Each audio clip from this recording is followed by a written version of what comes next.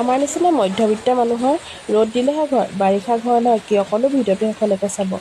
এইপিনে দেউতাৰ অকণমান সকাম পতা হৈছিলে, ভিনদেউজনক মই ইমানে কৈছোঁ মানে আপুনি জপনাখন বনাই দিয়ক, যিহেতু গৰু ছাগলী ইমান আমনি কৰিছে। কালি যিহেতু ভাগিলে দাদাই ৰাতি পটককৈ গাড়ীখনে খুলি পালে।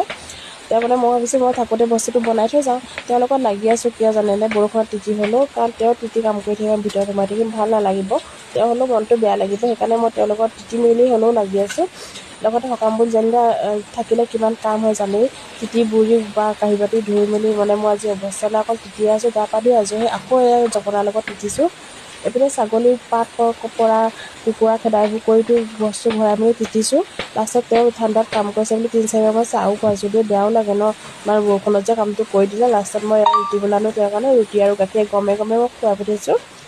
মই যে ক'লোঁ এইপিনে বৰষুণৰ ঘৰ নহয় বুলি, চব দৰ্জা মুখনৰ অৱস্থা এয়া পৰিছে।